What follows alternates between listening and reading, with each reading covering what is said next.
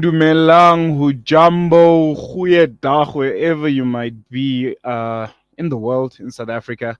It's another beautiful, beautiful, beautiful day here in Johannesburg. We currently are not the brightest of days. The weather is still acting a bit funny, but it's Joburg weather. It does what it does when it wants.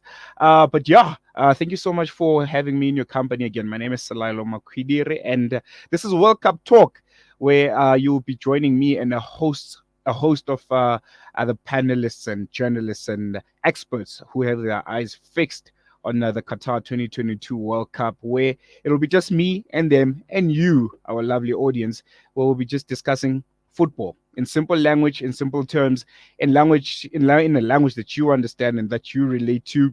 Nothing fancy, just the tactics, the teams, the players, and recapping on previous games and throwing forward to the games that are still going to be taking place the next day. We saw the third day of the FIFA World Cup yesterday. It was a day full of surprises. It was a day filled for jubilation and disappointments for many of the teams, with the standout fixture obviously being Saudi Arabia beating Argentina 2-1. And we're going to be speaking about that and a whole lot more with a very good friend of the station and a very good friend of the show. He's based in Ghana. He's a proud Black Star. Ghana, we also know that they're out in Qatar, also, flying the African flag high, hoping to be one of the African countries that hopefully get their first victory in the World Cup tomorrow when they face Portugal. But we'll touch on that a bit. But with my guest, Micky J.r, he's a football journalist with a keen insight on African football. Good evening, good afternoon, Micky. I know it's afternoon in Ghana, right? Yes, it's afternoon here. Good afternoon to your listeners and to you as well. Thank you so much. Before we touch on the third day of the World Cup, I just want the perspective of someone who's in West Africa like yourself. I haven't really chatted to anyone in West Africa about their thoughts on first the opening ceremony of the World Cup and how they're seeing the games playing out so far. As a third day, we've seen really amazing results so far, but your thoughts on Qatar so far, how they're handling the World Cup, and just the level of the football that we're seeing already. It might be early days, but the signs are there. We're seeing that this might be a really, really good World Cup. Yeah, indeed. Thank you so much for the opportunity once again. And yes, so far so good. The tournament has been great. Let me start with the opening ceremony. I think that like I was telling somebody earlier, that Qatar they only came to show us wealth. They came to show us money. They came to show us what they have, and we all know that they are not a football nation, but they're just showing us, what they are proud of, which is wealth. And so for me, I think that it was a good opening ceremony.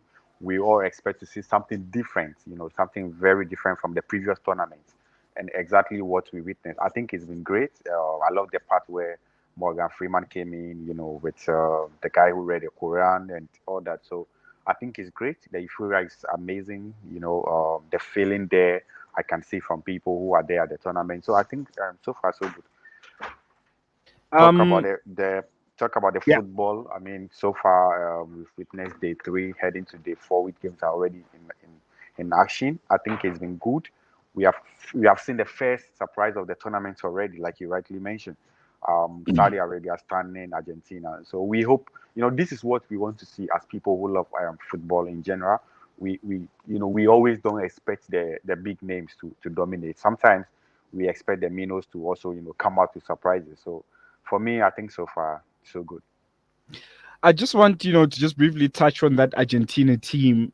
Looking at them going into this World Cup, I mean, Argentina were touted to be one of the best teams. They haven't lost much. Going into the World Cup, they have a host of young talent with a mixture of obviously the older players. Like Messi, Di Maria in the squad, Nicolas Otamendi in the back, and then they have the likes of the Martinez. Young players that are new in the squad, but with a mixture of the old experienced guys. But what went wrong? Was it, Saudi Arabia being a really good team, or Argentina just choking, in the world stage, especially with the pressure that they might have had? with Messi, potentially playing his last World Cup and then trying to do so much and ended up not doing anything at all. Yeah, I think when I saw the Argentines, their starting lineup, even those on the bench, I think has been great. Nobody really expected such a big, a big shock at this early stage of the tournament. And I think that Saudi Arabia were very brilliant on the day. They stick to their tactics, they stick to their plan. Hervé, Renard as a coach, a big coach, with a pedigree. He's somebody that we all know what he did with Ivory Coast and Zambia, even Morocco sending them to the World Cup, in Russia. So I think that he's a coach who demands more. I had an Mm. opportunity to see the footage in the dressing room, how he was speaking to the boys, and you could tell, that he's really, up to the task. He knows what he was doing. And for me, I think that Argentina really paraded a good squad. I was expecting, probably Argentina winning this game hands down. I'm sure you too, yeah. I mean, all of Definitely, us, definitely, yeah. but this came as a surprise, and I think that Saudi were just very brilliant on the day. They stick to their plan. They just came all out to frustrate Argentina, and probably hit on the counter and get a goal or two, and that's what they did. And for me, the big surprise was for them to even manage to hold the team. They Mm. were able to. They were very brilliant in defense, especially the back four, even the goalkeeper as well, who eventually won the man of the match. So for me, I think that this is a team that we need to praise them. We need to highlight on their performance. And I'm just hoping that Argentina can recover quickly from this and come good. But other than that, it was a fair result. That's it. The Saudi deserved to win, and they won. Mm.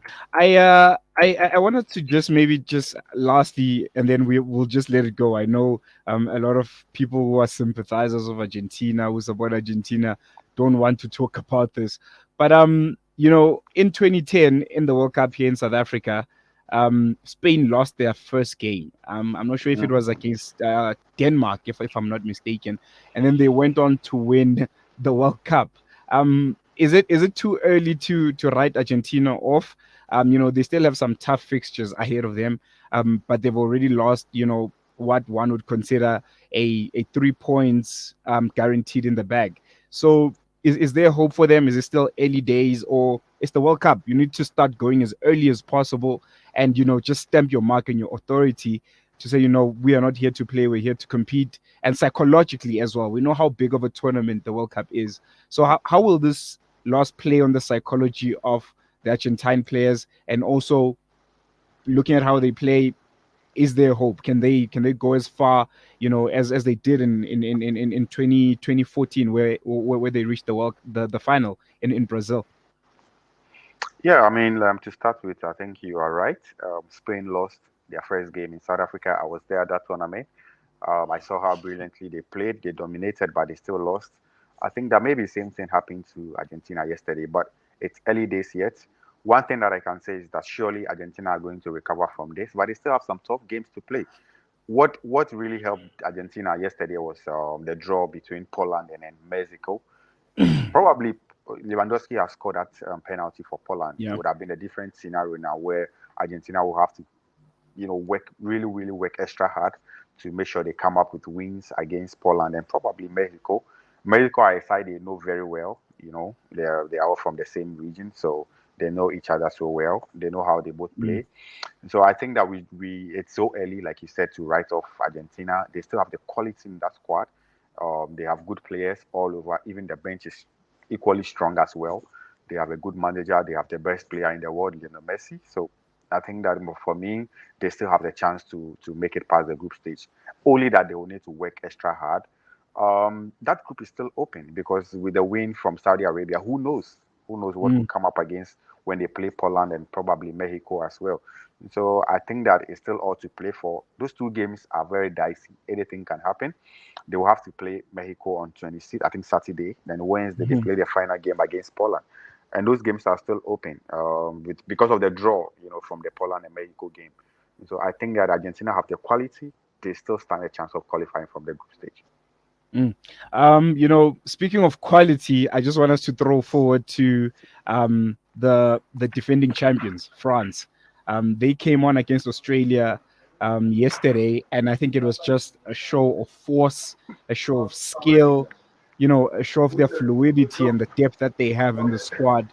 After having so many injuries and just a lot was being said with regards to them coming into the World Cup, about the squad not being as united as you'd want them to be. Obviously, injuries to Karim Benzema, he's out. First time a Ballon d'Or winner wasn't playing in the World Cup. But they played some really, really beautiful football. Mbappe was class. Do you think they are the front runners in this? Is it possible that they could be the first team in, I don't know, 66 years to defend the World Cup after Brazil did it? Well, I think it's going to be tough. We still haven't seen Brazil play yet. Mhm. Germany in action today. We still haven't seen Portugal yet. We still that of Argentina. I still think that early this year, even my best team, Spain, we still haven't seen Spain play yet. So I still think that it's open. Though France exhibited some good football, Mbappe was on top of his day. He showed his class as usual, running, dummying his opponent, doing the tricks and the flicks. And so I still think that probably let's give it a shot for maybe the second or the third group games going. Then we can probably begin to pinpoint the favorites for the trophy. But for France to defend, I still think that it's gonna be a bit tough. Yesterday I had a one or two issues with their back line. Mhm. So maybe we'll have to wait because Brazil haven't played yet, like I said. Even Ghana hasn't played yet. So let's still wait. Let's still wait and see. But on the day, France were absolutely excellent. I think the standout player for me was obviously Olivier Giroud. He's what, 36, 37 years old, but still looks like he's on top of his game. Especially with Karim Benzema being out, everyone thought that traditional number 9 position for France was in trouble, but he's on top of his game. He's now equal top goal scorer with the legendary Henry. It looks good for them, won't you say? And maybe your comments also on Giroud. Are you happy with him? Does he look like he would be able to carry this French team on his shoulders with the absence of Benzema? Yeah, I think that at 36 years, he's still scoring with the head, with the feet. and it's and, still and still showing his. very, very, very acrobatic. I think that there was one shot with the Karim Benzema cross, I mean Mbappe cross, and then he wanted to bicycle them. Like, at 36, only Cristiano Ronaldo can do that. Can do that. Yes, Yeah. yes. All this depends on the form, and then the body language is still he's still Mm, active, he's still strong, he's still going, he's still running. He's still playing that 1-2 touches. Finding his teammates. So I think that the team is built in a way that Giroud is probably going to score more goals. Now I'm not surprised that he's on the same, though he has played fewer games than Thierry, the legendary Thierry Henry, but he's mm, still on the same 50-51 goals each. So I think that he has a chance of surpassing him in this tournament. He's just here. He only has to be at the right place or the right position in the box, and he's going to score because the chunk of the work will be done by Mbappe, by Griezmann. He will only need to make himself available, and then he's just going to get the ball in the net. I am not surprised. He has done or he has shown a lot with Milan in Italy. So mm, I still think that he has it. mm. He will score more goals. No, no, definitely. And then I want us to bring it home a bit. African representatives. We saw Senegal. On Monday in that first Group A clash against the Netherlands. Went 2-0 down. We saw Tunisia also yesterday. They played against Denmark. It was a 0-0 draw. Nothing really happening there to write home about. What are your thoughts from the countries that are representing Africa at the World Cup right now? From what you have seen, we haven't gotten a victory yet, but Tunisia at least got going. They're off the mark. They got a single point in a very difficult group and in a very difficult game against Denmark, who played really, really well. So well, from what we have seen, we know Cameroon has not played, and Ghana also is playing Ghana. Portugal tomorrow. Yeah. So what are your thoughts from the game that we've witnessed so far? Is it going to be a better showing from African countries from what we saw in Brazil 2014 and also in Russia 2018? where it was really, really horrendous. It was some really embarrassing stuff from the countries that are representing the continent. Yeah, I mean, three African teams they have already played. Mm. Senegal probably we were all expecting much from them, but I don't want to believe that thing that because of the injury to Sadio Mane, they are not Mm. they are not up there yet. But I still feel that they have quality in that team. They should be up to. I mean, they should be able to qualify with Qatar now and Ecuador left. Though maybe Ecuador will be a bit of challenge for them, but I still think that they can manage to go head to head with Ecuador. From their first game, they played well. I mean, Senegal did well against Netherlands. They were able to Definitely. hold them to up to 85th or 86th minute, if I'm right, before they conceded. And I Mm. think that has to be a bit worrying because for you to, for most of the moment, keep your faith, keep the game going, manage to hold your opponent, and then just concede two goals at the last minutes. I think that is a bit frustrating, and this is something that Alusise and his staff will have to work on, and maybe they can still be able to find ways and qualify. Talk about the other Arab teams. Tunisia played to a draw. Hmm. Morocco also as well to a draw. They were the only two teams so far to have picked their points. We are yet to see Ghana, the Black Stars of Africa, as we call it, play. Also, we haven't seen Cameroon, the team that Eto says they are going to win the tournament. So probably we will we will have to keep faith and believe in the two other African teams left for maybe possibly a 3 points because Mm. one defeat, two draws. I still think that isn't so encouraging. But I felt that maybe it's early days yet. These are just the first games. They will have to maybe learn from whatever went wrong, come up strongly in the other two games, and hopefully they should be able to we should be able to see at least three African teams progress from the group. Mm. And I think the positive from this World Cup is when you look at all the African teams, they're all coached by locally based Coach. coaches. You don't have a European coach or a South American coach. Do you think this is an advantage, or it just puts more pressure on the coaches themselves? As you mentioned, Alusise there, I think he's actually one of the coaches that would be under the most pressure because of how well they did with Senegal in the AFCON. Cameroon, you have Rigoberto Song also, who's coaching there, played for Cameroon in the World Cup so many times. So do you see that as a bit of pressure, or is it a confidence booster that finally Africa is seeing potential in their own coaches and are confident in saying, what, you can go to the World Cup and you can represent us in the world stage. We don't need foreign coaches coming and playing our style of football. You guys are here, you understand the language, you understand the players, you understand the atmosphere and the culture of the countries and the way they want to play football. Well, I think we should take out pressure because I mean, if you're a local coach in quotes, and you'll be yearning for the chance for many times to lead your country, and you have the opportunity now. What else do you want? What Mm. motivation else do you want? You're able to go through the qualifiers. I thought that even one of the difficult things is going through the qualifying stage. You're able to do all this.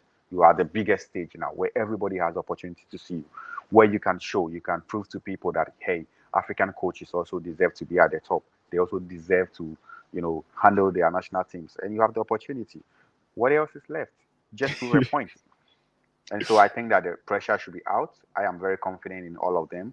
I still think that we still have to see them progressing from the group stages. They can make it. We have to believe as Africans. We have to support them. So for me, I think that I am proud of all of them. It's a great step, great achievement. But the biggest, or like Piso Musamani will always say, the giant step is for them to make Mm. progress from the group stage. So I still think that they can do it. It's still early days yet. Let's keep up the faith in them and the confidence in them.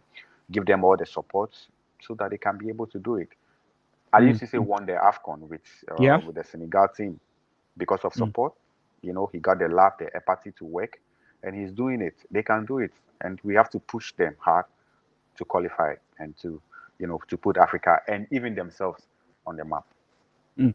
Um, Speaking of confidence, how confident are you about the Black Stars playing in that big fixture against Portugal. A lot has been said, about the big man. Obviously, you can't be playing a game with Cristiano Ronaldo in it and not have it centered around him.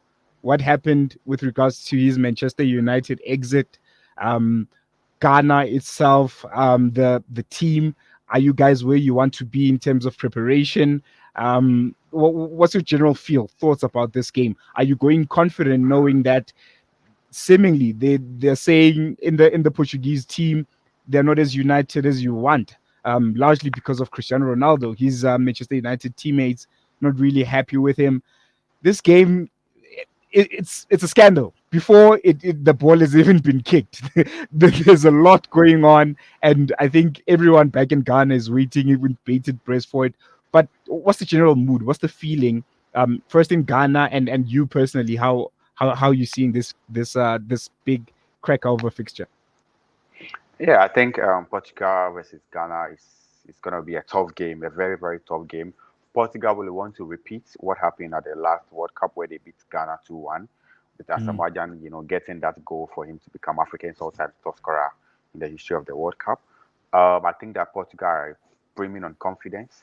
They still have their star man, regardless. Ronaldo can pop up at any time of the game to score or to do something extraordinary in the game. They still have not only Ronaldo, they have Felix from mm, Atletico Madrid, they have Bruno Fernandes. They still have one or two good players. The goalkeeper is the goalkeeper for Roma in Italy. mm, They still have Pepe available. It means that they have a decent squad.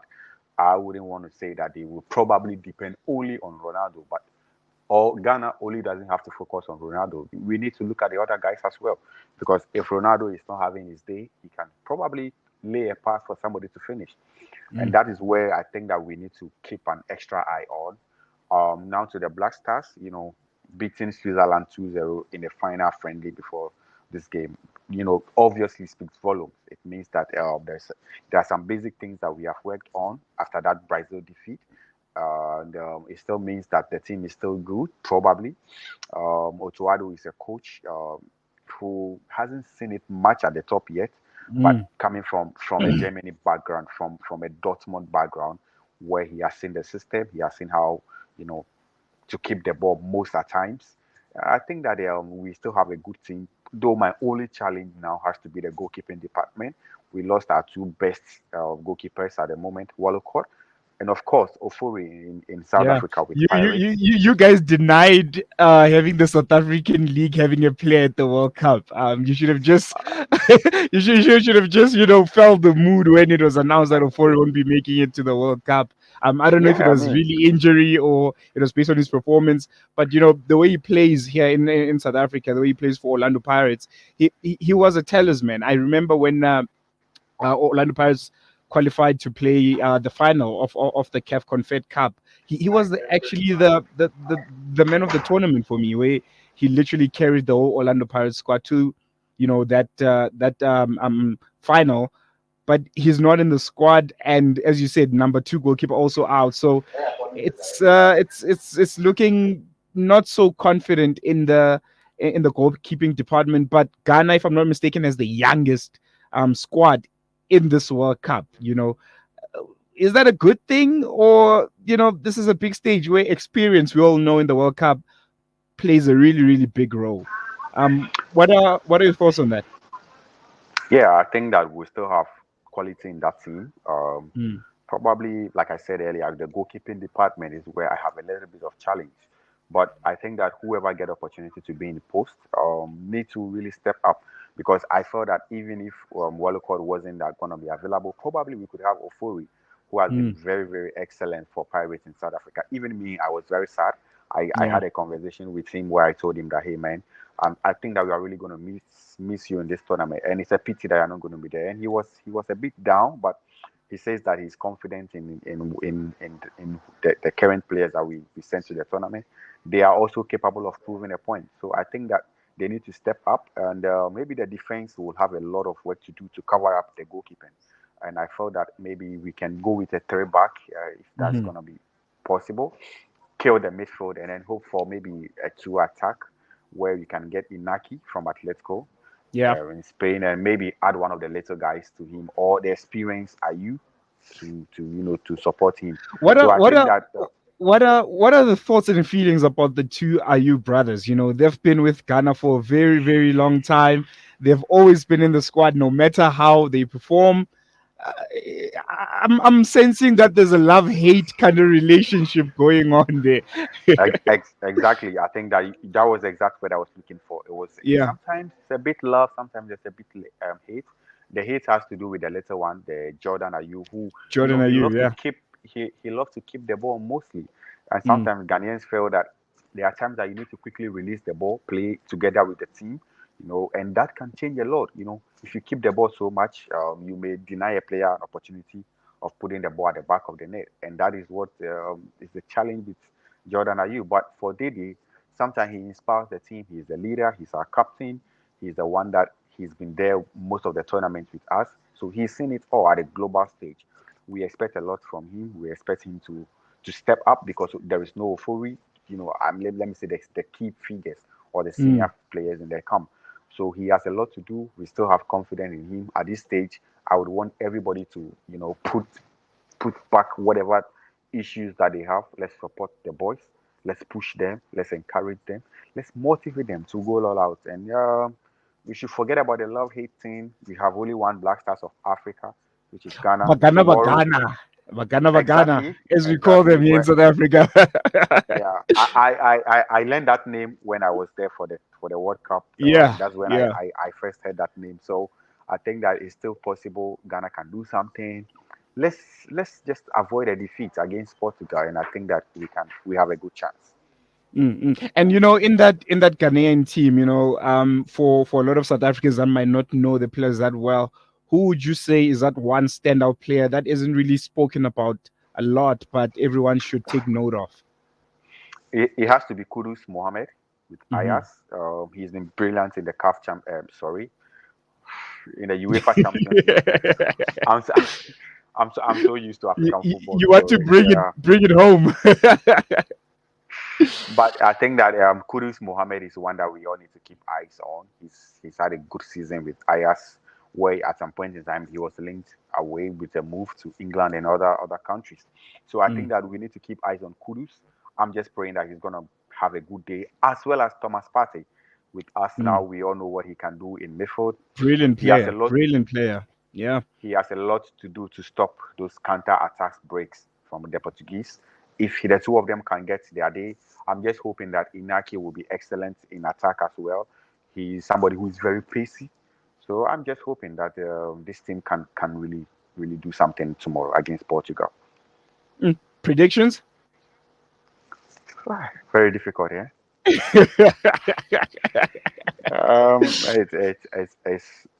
I'm just hoping that we avoid defeat. I think that regardless of the goalkeeping department, I still think that maybe it's gonna be a draw. Maybe 2-2 draw. Maybe. 2-2 draw. That, for many who are neutrals, trust me, in South Africa, we're not neutrals. We're supporting Ghana, although we know what happened a few weeks, months ago. It's I okay. know. It's in the world I know. stage now. So we're We we supporting we Ghana all we the way.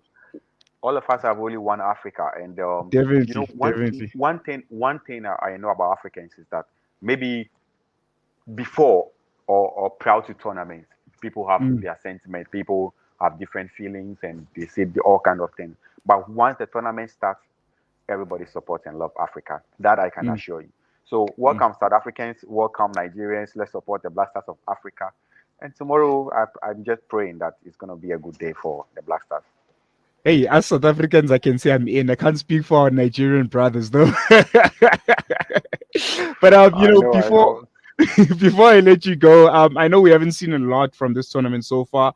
I mean, we've just seen, just scratched the surface in terms of the games, in terms of what we've seen on the pitch. But who's your team? Which team do you look at, whether it's preparations or how they've been playing their first few group matches? Which team do you look at and say, they're looking good? Well, my favorite of all time, the national team I always love aside Ghana, has to be Spain. Um, I'm a big fan of Spain. I think that we are yet to see them. They are playing today, right? In about 2 hours or 1 hour Yep. and 30 minutes time. They play Mm. Costa Rica. So probably I would say that we need to wait because Brazil hasn't played as well. Those are the big names that people are expecting a lot from. And I think Belgium too hasn't played yet. So we probably need to wait. It's still early days yet, but based Yeah. on what I have seen so far, I think that France slightly are the favorites based on what I've seen so far. But if I Mm. have to wait for all the other games, then I have to make my head for Spain to go far. I didn't hear you mention Germany there. They are also, recent World Cup winners, currently 2-1. They're beating Japan. Hansi Flick, taking over from Joachim Löw. He seems to know the bulk of the players, obviously, from Bayern Munich, now going to into the national team. Don't, don't you see them that they are, a bit shaky because they're losing 2-1 right now, and coming into the tournament, as I mentioned, they're a team that wasn't losing a lot. They have a new coach, obviously, with Joachim Löw, who was at the helm for about 16 years. And that experience of, a lot of the players that we were used to seeing at the World Cup, not there.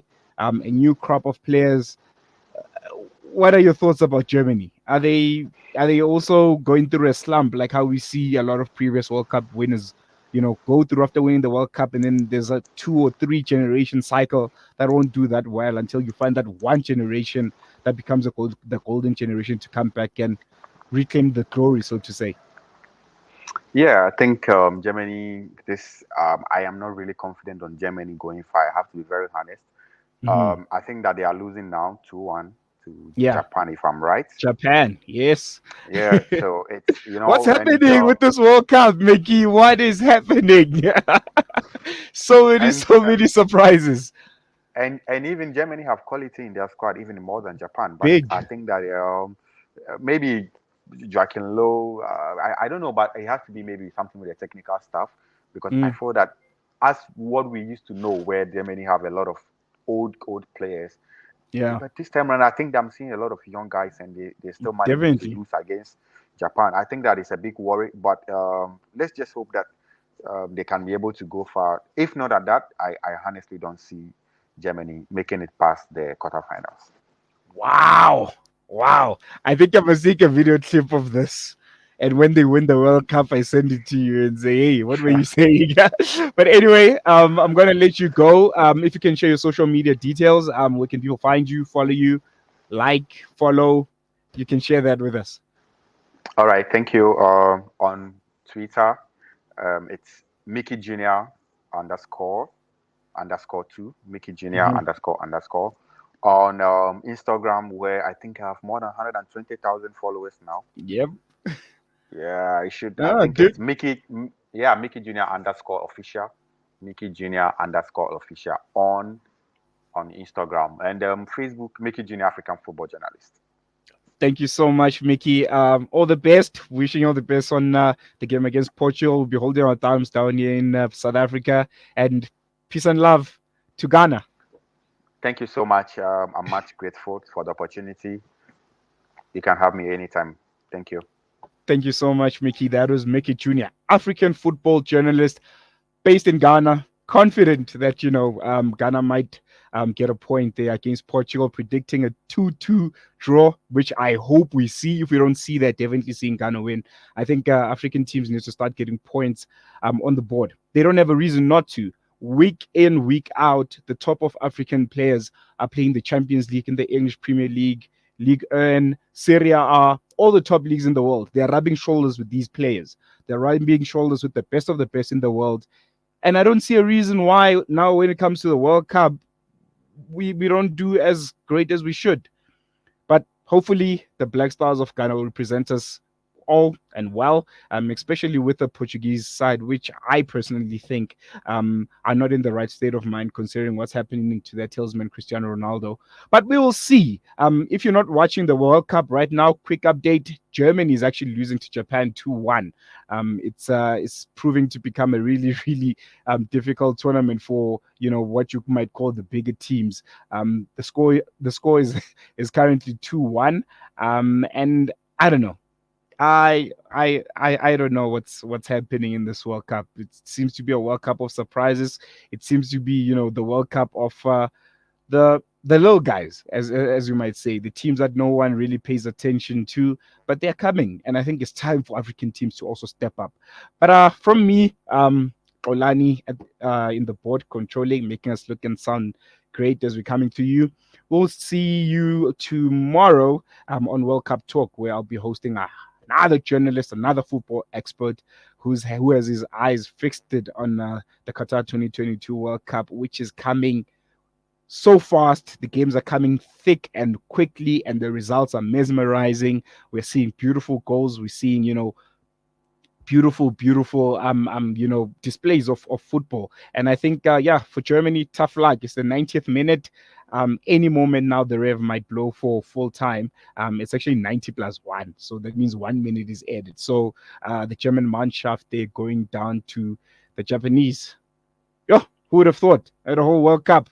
But we'll see what games are playing tomorrow and what results are going to come out of there. I know Spain are playing Costa Rica. Spain, obviously, they have a love affair with South Africa. They won the 2010 World Cup when we were hosting, so a bit of love there. Playing against Keylor Navas, Costa Rica, South American side, very very very tricky. And then now you have Belgium. Belgium, they are, one of the, I think in the last three World Cups, they have a golden generation that was expected to at least get to the final. I think they have a host of brilliant players. Kevin De Bruyne, Witzel, you can name them. They just have so many players. Romelu Lukaku, Jan Vertonghen, just a host of experience. A lot of players that are doing really, really well in Europe. And I think, man, it's time. It's time that this golden generation wins something, or at least gets to the final before they fade out. So yeah, Belgium is playing Canada today at 9. Spain is playing Costa Rica also today at 6. So in a few hours time, and then tomorrow another African representative is playing. Cameroon is playing Switzerland at 12 midday. Alusise, Rigoberto Song there, with his charges, as you said, as you heard from Micky there, where the Cameroon FA boss Samuel Eto'o said this generation of Cameroon players might go as far as being the first country to win the World Cup. Hmm? Hmm? I don't know. I don't know. But what I know is we're fully behind the Cameroon side, which is representing Africa so well. And then Group H, Uruguay is playing South Korea tomorrow. We have a really difficult relationship with Uruguay here in South Africa. I hope I should have gotten Micky to comment a bit on this. If you remember Uruguay back in 2010, and that whole fiasco, including Luis Suarez and the penalty missed and handball in the last kick of the game, Asamoah Gyan, just a mess. So maybe South Korea might do Africa justice there. But anyway, we'll chat about that and plenty more tomorrow at around 4 p.m. with myself, Salalo Makudire, on World Cup Talk. But for now, it's goodbye, peace and love.